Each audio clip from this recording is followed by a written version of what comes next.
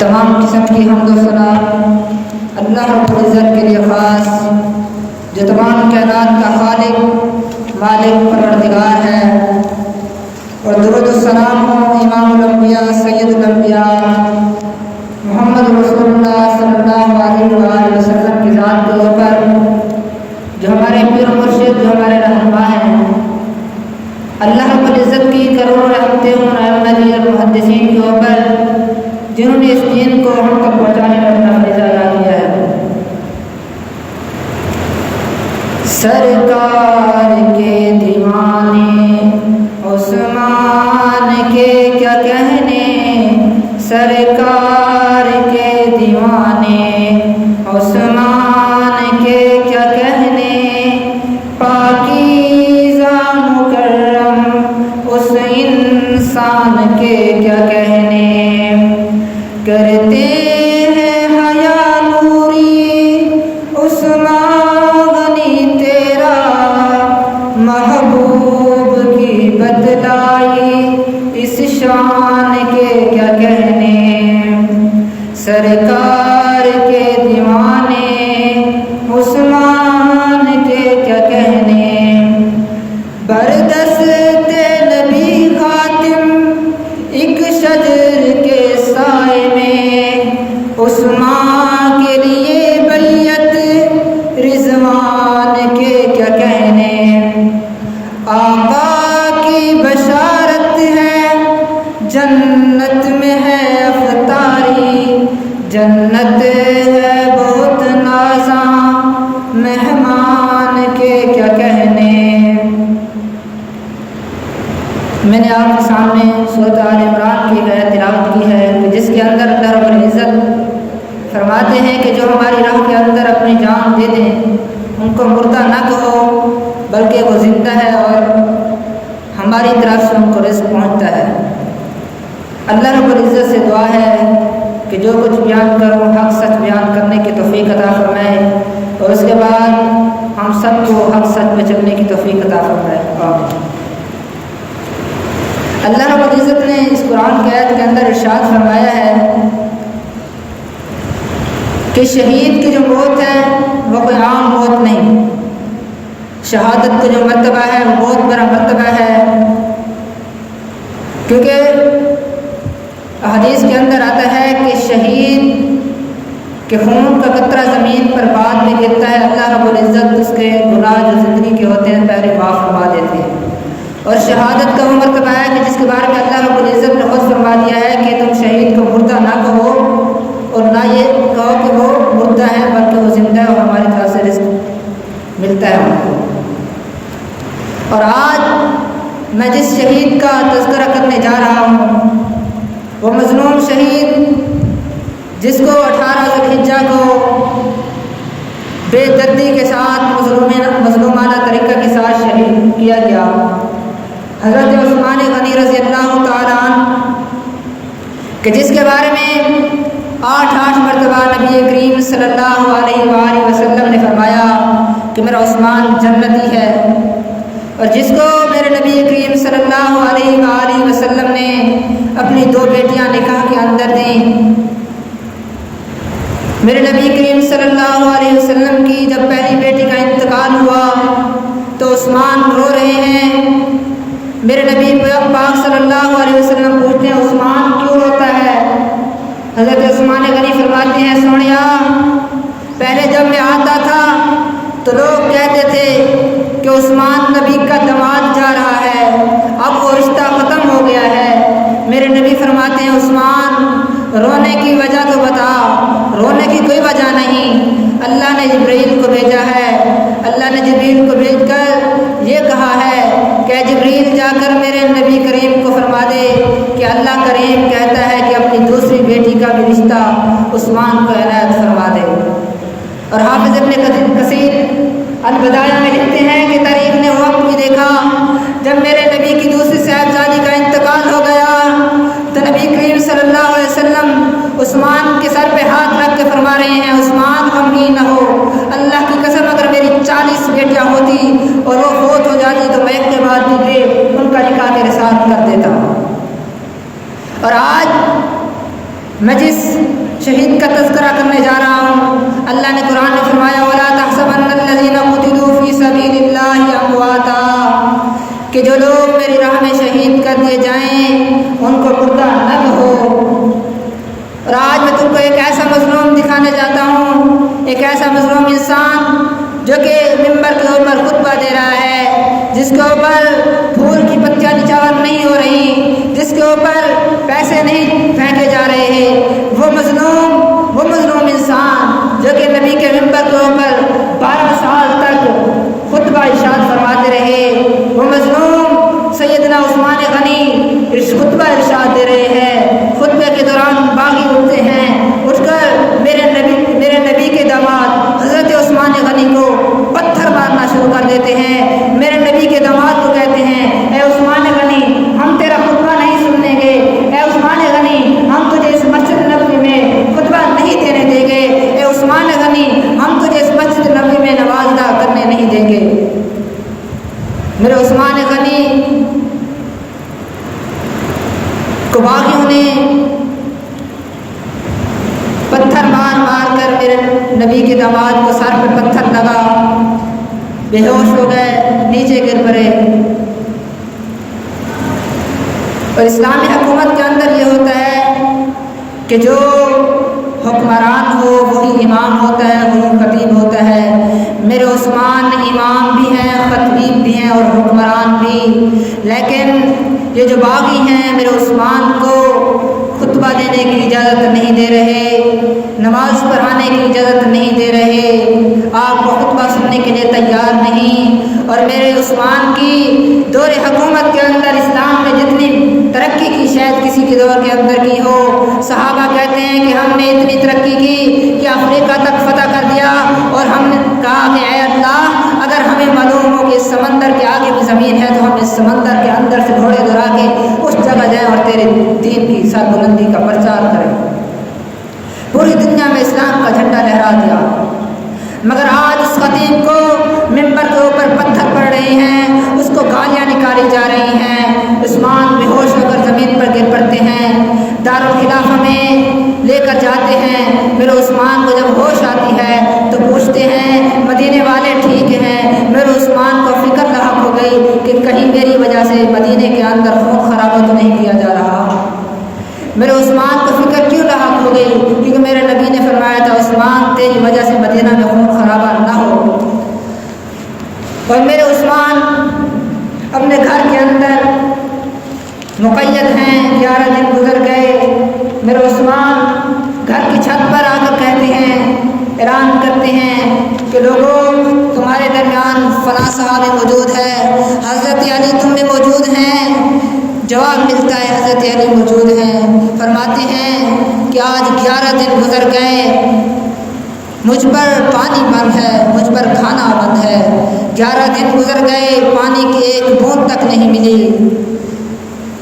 حضرت علی کو پتہ چلتا ہے، حضرت علی رضی اللہ تعالیٰ عنہ مشکیزہ لے کر پانی کا لے کر جا رہے ہیں۔ باغیوں کو پتہ چلتا ہے، وہ آ کر میرے عثمان کو پانی نہیں پہنچنے دیتے، وہ آ کر تلواروں سے اس مشکیزے کو سوراخ کر دیتے ہیں اور فرماتے ہیں اے علی ہم عثمان تک پانی نہیں پہنچنے دیں گے۔ میرے عثمان بالا خانے سے آ کر کہتے ہیں اے باغیوں تمہیں خدا کا واسطہ ہے سنو اور سچ سچ جواب دینا۔ مدینہ کے اندر جب نبی کریم صلی اللہ علیہ وسلم آئے تو یہاں پانی کا ایک کنواں تھا جو میٹھا کنواں تھا، جو یہودیوں کے پاس تھا۔ یہودی مسلمانوں کو بہت مہنگے داموں پانی بیچا کرتے تھے۔ میرے نبی کہتے ہیں صحابہ چندہ اکٹھا کرو اور ایک دن کے لیے پانی خرید لاؤ۔ میرے عثمان کہتے ہیں اے میرے نبی آپ چندہ اکٹھا نہ کریں، بس دعا کر دیں، میں جا کر کچھ کرتا ہوں۔ میرے عثمان جاتے ہیں، اس یہودی کو جا کر کہتے ہیں اے یہودی میں اور تم اکٹھا یہ کاروبار نہ کر لیں۔ حضرت عثمان غنی اس یہودی کو 35,000 درہم دیتے ہیں اور اس سے آدھا کنواں خرید لیتے ہیں۔ آ کر نبی سے فرماتے ہیں اے سونیا میں نے اسے آدھا کنواں خرید لیا ہے، ایک دن وہ یہودی کاروبار کرے گا، ایک دن میں فروخت کروں گا، اور جس دن میں عثمان کی باری ہے تمام مسلمانوں میں یہ اعلان فرما دیں کہ اس دن تمام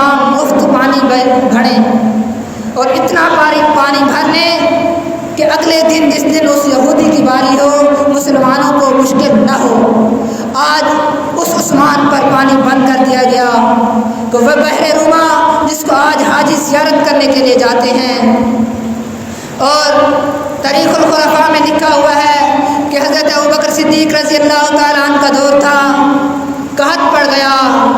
حضرت عبداللہ بن مسعود فرماتے ہیں کہ قحط پڑ گیا، لوگ حضرت عمر ابوبکر کے پاس آئے، ابوبکر قحط پڑ گیا ہے، پانی نہیں، کھانا نہیں۔ آپ فرماتے ہیں فکر نہ کرو، 2-3 دن تک تمام مسئلہ حل ہو جائے گا۔ شام سے میرے عثمان کا 1000 اونٹ کا غلے سے لدا ہوا قافلہ آتا ہے۔ مدینے کے تاجروں کو پتہ چلتا ہے کہ عثمان کا قافلہ آیا ہے، وہ جاتے ہیں، جا کر بیٹھ جا کر ان حضرت عثمان کے اس قافلے سے حضرت عثمان سے کہتے ہیں کہ عثمان یہ ہمیں فروخت کر دے۔ عثمان کہتے ہیں کہ تم مجھے اس کا کتنا نفع دو گے؟ وہ کہتے ہیں عثمان تو 10 کے 12 لے لے۔ عثمان کہتے ہیں یہ نفع کم ہے۔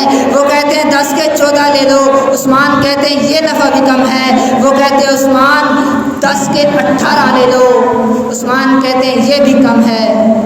عثمان کہتے ہیں کہ میں نے تو ایک ایسا تاجر ڈھونڈا ہے جو مجھے 10 کے 1 کے 70 دینے کے لیے تیار ہیں، کیونکہ لوگوں میں کچھ ایسے لوگ بھی ہوتے ہیں جو کہ غلہ خرید کر اکٹھا کر کے سائڈ پہ رکھ دیتے ہیں، پھر بعد میں لوگوں کو تکلیف دینے کے لیے مہنگے داموں بیچا کرتے ہیں۔ لیکن عثمان غنی رضی اللہ تعالیٰ نے فرمایا کہ جاؤ، میں نے ایک ایسا تاجر ڈھونڈا ہے، میرے پاس ایک ایسا تاجر ہے جو مجھے 1 کے 70 دینے کے لیے تیار ہے۔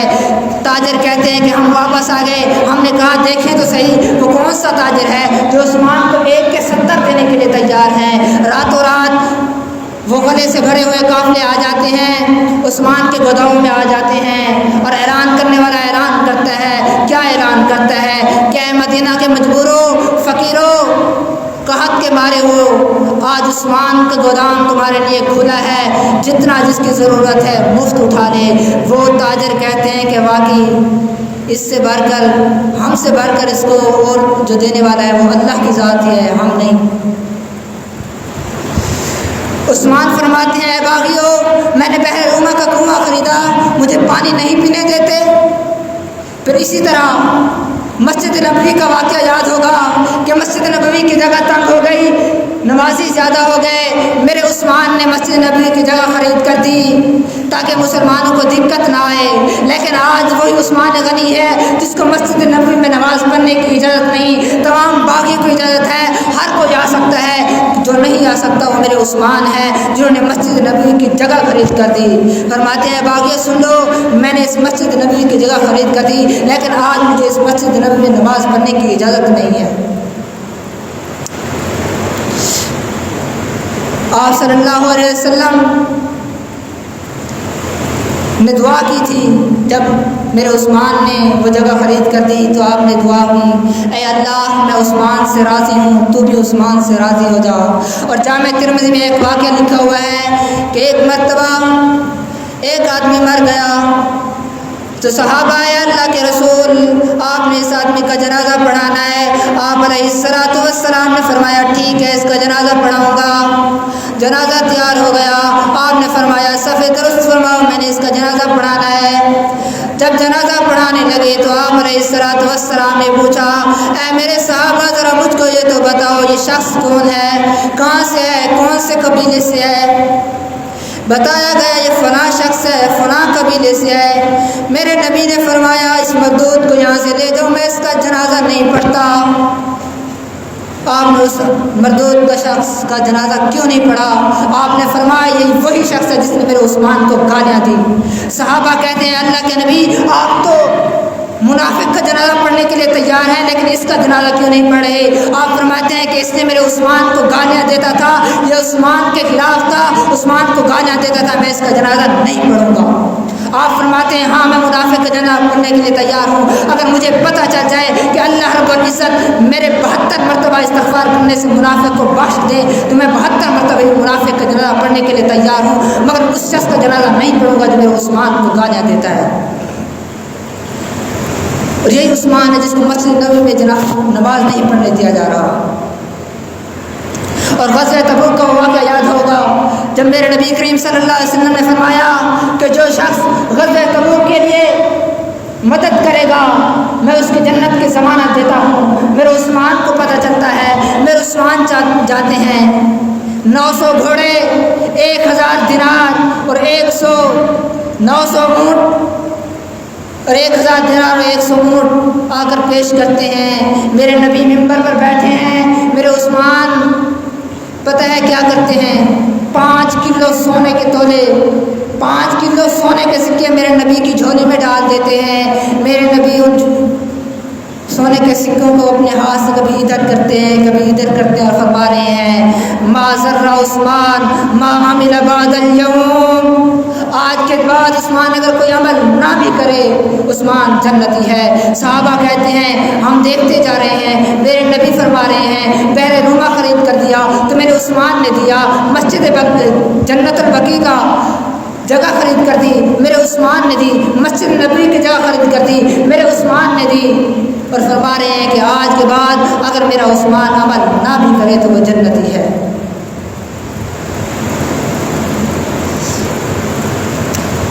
اور پوچھنے والے نے میرے عثمان سے پوچھا اے عثمان اتنے دن ہو گئے، قید ہو، بھوک ترساتی ہوگی، بھوک تکلیف دیتی ہوگی؟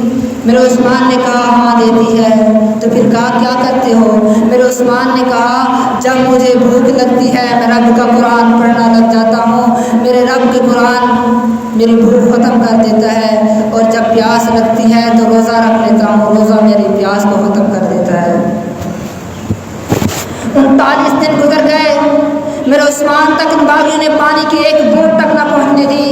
39واں دن ہے، حضرت لیلا جو کہ حضرت عثمان غنی کی بیوی ہیں فرماتی ہیں کہ آج تو گھر میں نمک بھی ختم ہو گیا جس سے آپ روزہ افطار کریں۔ میرے عثمان کہتے ہیں کیا ہوا؟ اگر نمک ختم ہو گیا تو میں نیت سے روزہ رکھ لوں گا، نیت سے افطار کر لوں گا، کیونکہ روزے کا تعلق نیت سے ہوتا ہے۔ اور آج 40واں دن ہے، آخری رات ہے، جمعے کا دن ہے، 18 ذوالحجہ کا دن ہے، ذوالحجہ کا تیسرا جمعہ ہے۔ عثمان کے سامنے قرآن رکھا ہوا ہے، عثمان پہلا پارہ کھولتے ہیں، قرآن کی تلاوت کرنے لگتے ہیں، تلاوت کرتے کرتے اونگ آ جاتی ہے، نیند آ جاتی ہے۔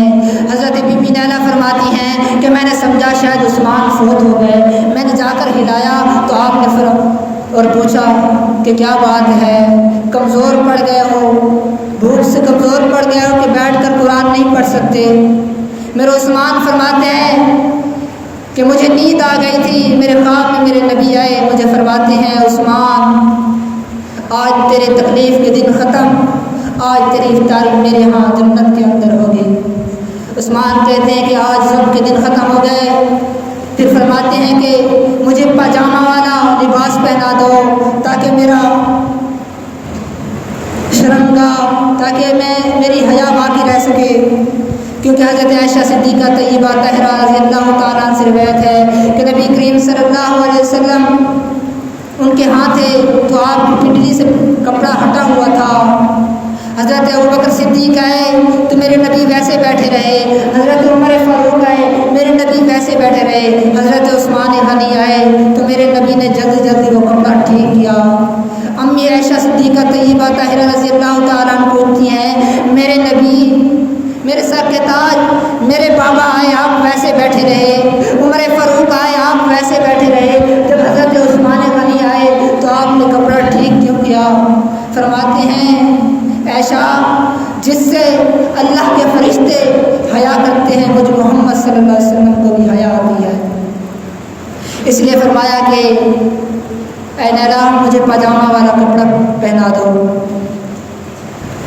آج 40واں دن ہے، 4 باغی لٹیروں کی طرح، ڈاکوں کی طرح میرے عثمان کے گھر کے اندر داخل ہوتے ہیں، عثمان کو دیکھتے ہیں، عثمان رضی اللہ تعالیٰ عنہ قرآن کی تلاوت کیے جا رہے ہیں۔ ایک باغی آگے بڑھتا ہے، میرے عثمان کی داڑھی سے پکڑ لیتا ہے، میرے عثمان کہتے ہیں کہ آج تو نے جس داڑھی کو پکڑا ہوا ہے تیرا باپ اس داڑھی کا بڑا خیال کیا کرتا تھا، بڑا احترام کیا کرتا تھا۔ ایک باغی آگے بڑھتا ہے، میرے عثمان کو نیزہ مارتا ہے، ایک اور باغی آگے بڑھتا ہے، میرے عثمان کو تلوار سے وار کرتا ہے، میرے عثمان کے خون کی چھینٹیں قرآن پر پڑتی ہیں۔ آپ رضی اللہ تعالیٰ عنہ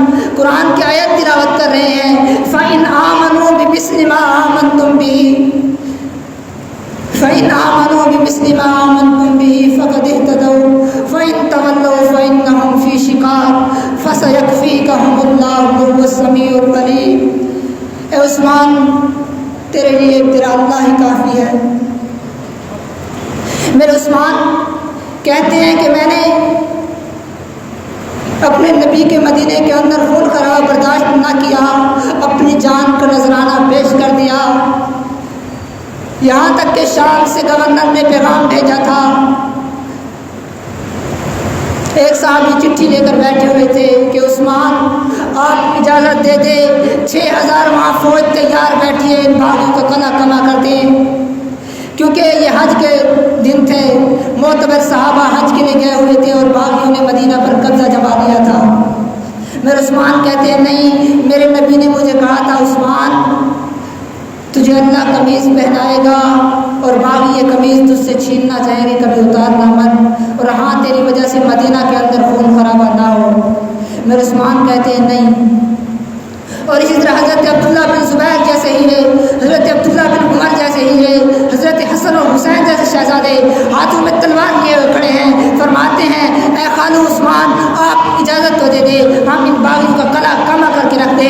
کئی حضرت علی رضی اللہ تعالیٰ اجازت مانگ رہے ہیں، اے عثمان اجازت دے دے، ہم ان باغیوں کا کلا کما کر کے رکھ دے، لیکن میرے عثمان کہتے ہیں نہیں علی رضی اللہ تعالیٰ، میرے نبی نے مجھے کہا تھا کہ عثمان تیری وجہ سے مدینہ کی گلی میں خون خرابہ نہ ہو۔ عثمان کہتے ہیں کہ میری وجہ سے کسی کا خون نہ بہے اس مدینہ کے اندر۔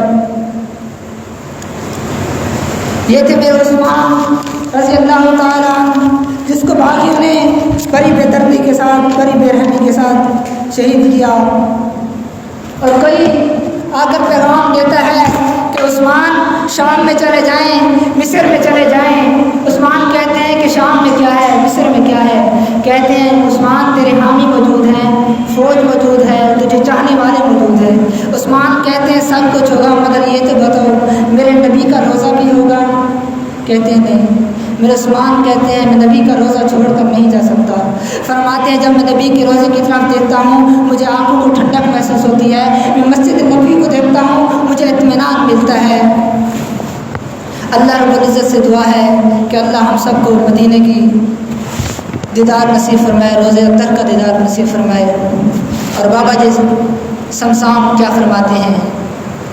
جد روزہ اطہر نظر پوے، جد روزہ اطہر تے نظر پوے، دل بے صبرے نو صبر پوے، بے نور اکھان نظر پوے، بے نور اکھان نظر پوے، یکدم روشنایاں ہوندیاں نے، ہر پاپی دل دیاں دھو دھو کے کیا خوب صفایاں ہوندیاں نے۔ حضرت عثمان شہید ہو جاتے ہیں، حضرت بی بی نیلہ دفاع کر رہی ہے، اسی دفاع کے اندر حضرت بی بی نیلہ کی انگلیاں کٹ جاتی ہیں، آپ شہید ہو گئے۔ 3 دن گزر گئے، میرے عثمان کی لاش بے گور و کفن پڑی ہوئی ہے۔ باغی اعلان کر رہے ہیں ہم عثمان کا جنازہ نہیں پڑھنے دیں گے، ہم عثمان کو جنت البقیع میں دفن نہیں ہونے دیں گے۔ اعلان کرتے جا رہے ہیں۔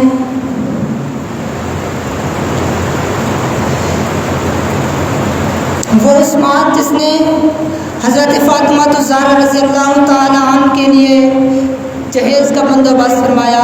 میرے نبی فرماتے ہیں ابو بکر عثمان بیٹی فاطمہ جوان ہو گئی ہے، کوئی رشتہ دیکھو تو بتانا۔ حضرت ابو بکر عمر جاتے ہیں اے علی تو شادی کیوں نہیں کر لیتا؟ فرماتے ہیں کوئی رشتہ ملے تو بتانا۔ حضرت علی کو کہتے ہیں کہ رشتہ ہے، کہ وہ رشتہ کہ جس کے بارے میں نبی نے فرمایا کہ جسی نے جنت کے سردار عورتوں کو دیکھنا ہو تو میری بیٹی فاطمہ کو دیکھ لے۔ حضرت ابو بکر عمر نبی کے پاس آتے ہیں، فرماتے ہیں اے اللہ کے نبی رشتہ مل گیا ہے۔ فرماتے ہیں کس کا رشتہ لے کے آئے ہو؟ فرماتے ہیں علی کا رشتہ لے کے آئے ہیں۔ میرے نبی فرماتے ہیں کہ اے ابو بکر عمر تم جیسی ہستیوں کو میں واپس خالی نہیں لوٹا سکتا، جاؤ تمہارا آنا قبول ہوا۔ پھر وہ وقت آیا کہ حضرت علی کہتے ہیں کہ میرے پاس تو اپنا گھر بھی نہیں، جائیداد کچھ بھی نہیں، شادی کا خرچہ کیسے کروں گا؟ میرے نبی فرماتے ہیں اے علی تو کرائے پر مکان لے لے۔ اور فرماتے ہیں علی فرماتے ہیں کہ میرے پاس ایک لوہے کی ذرہ تھی، میں نے کہا اسے بیچ دیں شاید خرچہ پورا ہو جائے، لیکن خود اندازہ کر لو ایک لوہے کی زرہ بیچنے سے کتنا کچھ خرچہ ہوگا، کتنے کچھ پیسے ملیں گے۔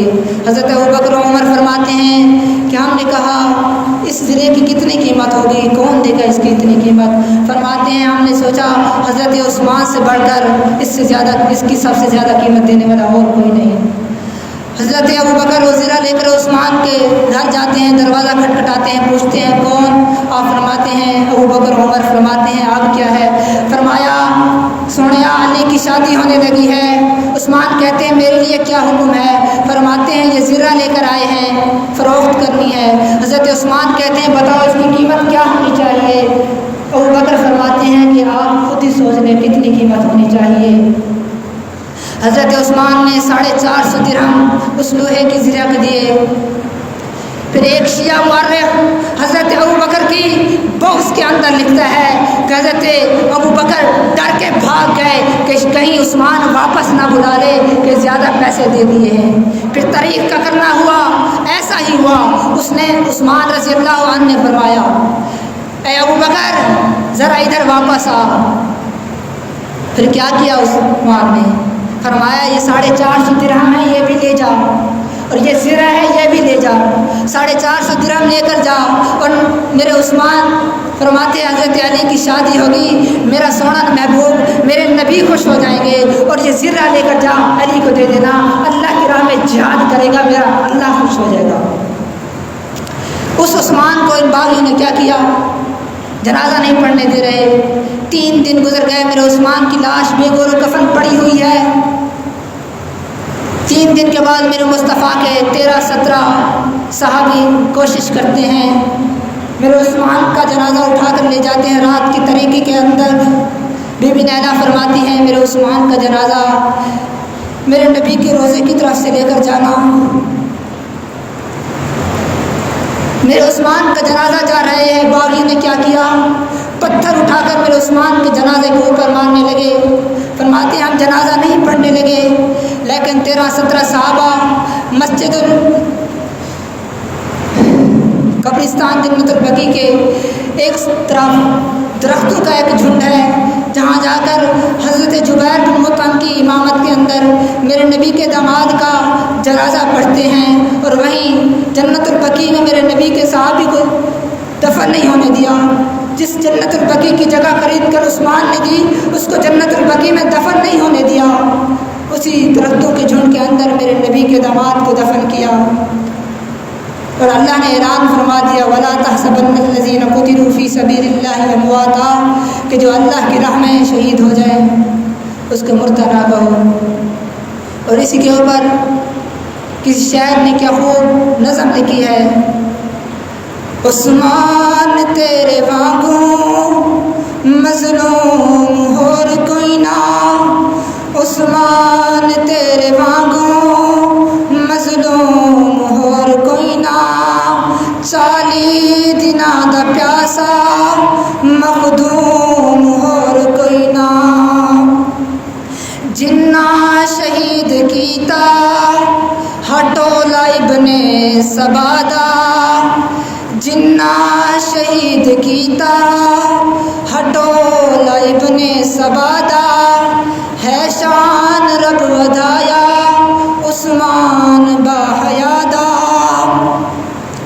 عرش بری تے ہے چرچا سخیاں دے بادشاہ دا، عرش بری تے چرچا سخیاں دے بادشاہ دا، ہے شان رب ودایا عثمان با حیادہ، نکلے لہو دے قطرے، نکلے لہو دے قطرے قرآن نے سمیٹے، نکلے لہو دے قطرے قرآن نے سمیٹے، فَسَيَكْفِيكَهُمُ اللَّهُ تے بستر جا کے اولیٹے، کرداریا تلاوت، کرداریا تلاوت، ہر قطرہ با وفادہ، ہے شان رب ودایا عثمان با حیادہ، دیوے نہ پانی کوئی پہرے